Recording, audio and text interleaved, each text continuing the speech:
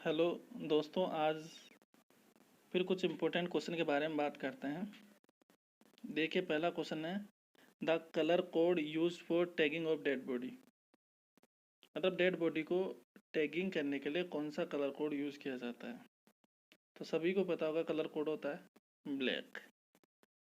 Code tagging के लिए, dead body tagging के लिए ब्लैक कोड यूज़ किया जाता है। अब थोड़ा सा इसमें क्या है, डिजास्टर से क्वेश्चन बने जाते हैं, जो बता देता हूँ कि डिजास्टर में कैसे कैसे टैगिंग की जाती है। कि डिजास्टर में सबसे पहले होता है रेड कलर की टैगिंग। कोई भी पेशेंट है, अगर उसको head injury plus thoracic injury हो तो उसके लिए यूज़ किया जाता है रेड कलर की टैगिंग। मतलब ये सिचुएशन थोड़ी क्रिटिकल हो जाती है, इसके लिए टैगिंग की जाती है, रेड कलर की टैगिंग यूज़ की जाती है।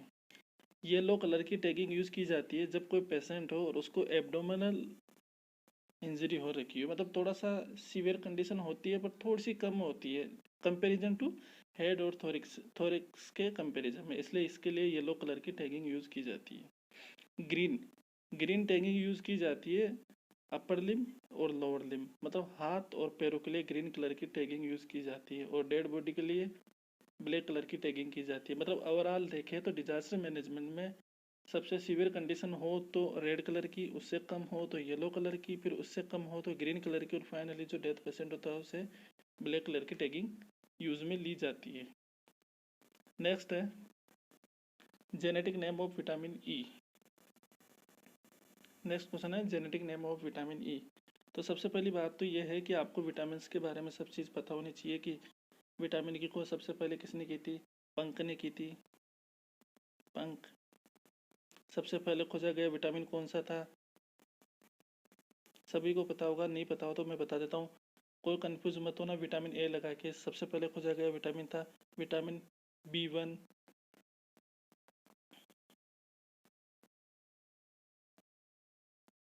विटामिन B1 था। अब थोड़ा सा इसके बारे में एक नॉलेज और हल्की सी होनी चाहिए कि कई बार क्वेश्चन पूछ लिया जाता है कि वाटर सोल्यूबल विटामिन कौन सी है, तो उसके लिए भी एक छोटा सा मिनोमिक्स है, WBC याद रख लेना, जिसमें पहले वर्ड से आता है वाटर सोल्यूबल। वाटर सोल्यूबल कौन सा है, विटामिन बी और विटामिन सी। इसके अलावा जितने भी बचे हुए विटामिन है सब के सब विटामिन कौन से हैं, फैट सोल्यूबल है। जिसमें आ जाता है कौन कौन से होते हैं बचे हुए विटामिन, जिसमें आता है A, D, E और K।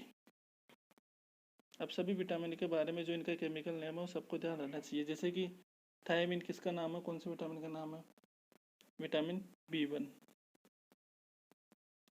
राइबोफ्लेविन किसका नाम है, विटामिन B2। और नियासिन किसका नाम है, विटामिन B3। और टोकोफेरोल, टोकोफेरोल किस विटामिन का नाम है, विटामिन ई का। नेक्स्ट क्वेश्चन है heparin activity is monitor by the. तो सबसे पहले CBC मतलब complete blood count, complete blood count. तो इसके द्वारा हेपेरिन की एक्टिविटी को यूज भी नहीं किया जाता। सबसे इंपॉर्टेंट क्वेश्चन आता है हेपेरिन का एंटीडोट कौन सा है, तो सभी को पता होनी चाहिए प्रोटामाइन सल्फेट। वारफेरिन का विटामिन K। अब हिपेरिन की एक्टिविटी चेक करने के लिए कौन से मतलब पैरामीटर्स को चेक किया जाता है, वो है APTT activated partial thromboplastin time. और वारफेरिन की एक्टिविटी को चेक करने के लिए यूज में लिया जाता है PT प्रोथ्रोम्बिन टाइम, और INR इंटरनेशनल नॉर्मलाइज रेशो काम में लिया जाता है। तो इसका राइट आंसर जाएगा हिपेरिन की एक्टिविटी चेक करने के लिए कौन सा मॉनिटर किया जाता है, तो इसका आंसर है APTT। नॉर्मल क्लोटिंग टाइम क्या होता है, नॉर्मल क्लोटिंग टाइम वो पूछते हैं तो आपको याद रखना है 3 से 5 मिनट याद रखना है। Most effective treatment of alcoholic patient,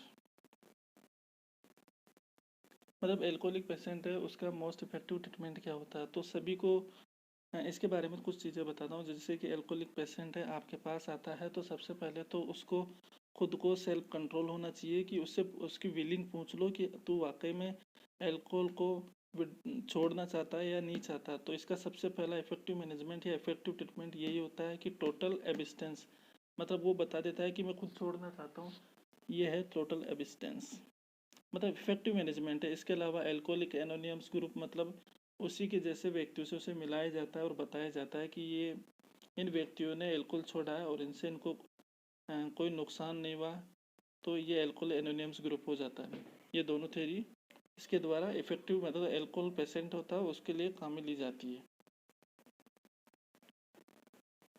next question है कि साइनस ब्रेडिकार्डिया सीन इन। अब थोड़ा सा इसमें पता होना चाहिए कि ब्रेडिकार्डिया क्या होता है, टैकीकार्डिया क्या होता है। नॉर्मल हार्ट रेट कितनी होती है, सभी को पता होगा कि नॉर्मल हार्ट रेट कितनी होती है।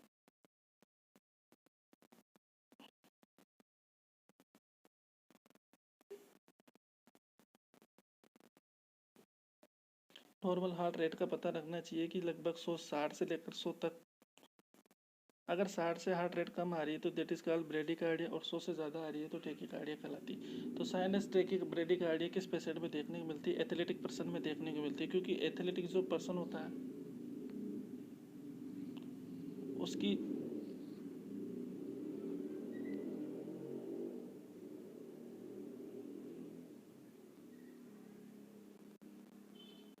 एथलेटिक जो पर्सन होता है उसमें हार्ट बहुत ज़्यादा स्ट्रॉन्ग हो जाता है, और हार्ट स्ट्रॉन्ग हो जाने की वजह से सफिशिएंट ब्लड पंप कर पाता है, इसकी वजह से हार्ट रेट कंपेंसेटरी के रूप से हार्ट रेट कमजोर हो जाती है, इसलिए एथलेटिक पर्सन में साइनस ब्रेडिकार्डिया देखने को मिलता है। नेक्स्ट क्वेश्चन है कि सेक्स रेशियो मीन्स, मतलब सेक्स रेशियो का मतलब क्या होता है, कि सभी को पता होना चाहिए नंबर ऑफ फीमेल पर 1000 मेल, तो इसका आंसर जाएगा सी, नंबर ऑफ फीमेल पर 1000 मेल, तो इसका आंसर जाएगा सी। एक और क्वेश्चन आता है मेटरनल मोर्टेलिटी रेट, ये भी इंपॉर्टेंट क्वेश्चन है, तो इसका ध्यान रखना चाहिए कि ये मेटरनल मोर्टेलिटी रेट कितने के अंदर नापी जाती है, तो 1,00,000 याद रखना, 1,00,000 फीमेल के अंदर मेटरनल मोर्टेलिटी रेट को देखा जाता है, ये मतलब 1,00,000 स्पेशली याद रखना। अब functional unit of the kidney की फंक्शनल यूनिट ऑफ किडनी क्या है, तो सभी को ध्यान रखना है कि फंक्शनल यूनिट ऑफ किडनी कौन होगी, तो सबसे पहला होगा नेफ्रॉन। अब थोड़ा सा इनके बारे में बताता हूँ।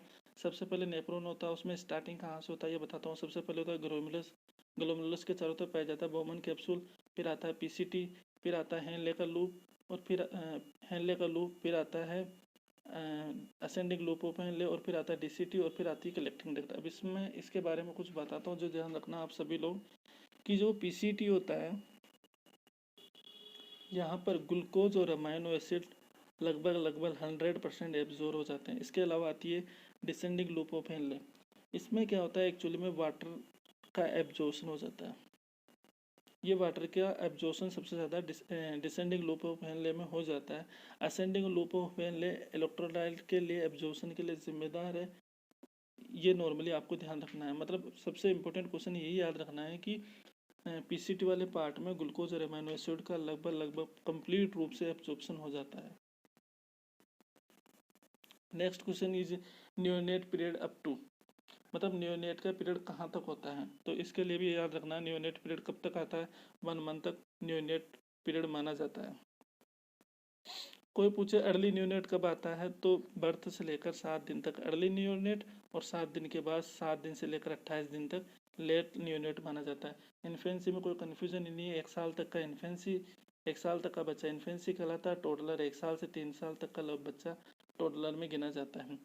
ये भी इंपॉर्टेंट क्वेश्चन है। इसके अलावा नेक्स्ट क्वेश्चन चल रहे हैं अपन। नेक्स्ट क्वेश्चन है first stage of labour up to.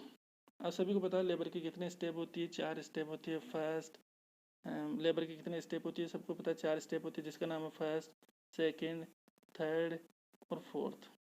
अब इनको याद करना इसलिए ज़रूरी है क्योंकि फर्स्ट स्टेज में क्या होता है, कंप्लीट सर्विस का डायलेशन हो जाता है। कितना होता है ये भी याद रखना, 10 सेंटीमीटर हो जाता है, कई बार क्वेश्चन पूछ लिया जाता है। सेकेंड स्टेज में क्या होता है, सेकेंड स्टेज में बेबी की डिलीवरी हो जाती है, ये भी इंपॉर्टेंट क्वेश्चन है। थर्ड स्टेज में क्या होता है, प्लेसेंटा का रिमूवल हो जाता है, और फोर्थ स्टेज में क्या किया जाता है, मैनेजमेंट किया जाता है। अब क्वेश्चन ये पूछ लिया जाता है कभी कभी कि क्राउनिंग कब होती है, तो हमेशा याद रखना क्राउनिंग हमेशा सेकंड स्टेज में होती है। बेबी डिलीवर कौन सी स्टेज में होता है, सभी को पता है सेकंड स्टेज में होता है। प्लेसेंटा का रिमूवल कब होता है? 3rd स्टेज में होता है। और मैनेजमेंट, जो भी मैनेजमेंट प्लेसेंटा के रिमूवल के बाद में जो भी मैनेजमेंट किया जाता है वो 4th स्टेज में किया जाता है। नेक्स्ट क्वेश्चन है, hierarchy of need is explain by. सभी को पता हुआ कि जितने भी नर्सिंग प्रोसेस है, जितनी भी नर्सिंग केयर है वो कौन से रूल के अकॉर्डिंग दी जाती है, सभी को पता होना चाहिए। मास्लो हायरार्ची के रूप के मास्लो ने दी थी, इसके द्वारा दी जाती है। इसके बारे में डिटेल से एक अलग से वीडियो बनाएंगे जिसमें बात करेंगे। दूसरा, सिगमंड फ्रॉइड ने कौन सी थ्योरी दी थी? साइकोसेक्सुअल थ्योरी दी थी, ये भी याद रखना। Thank you.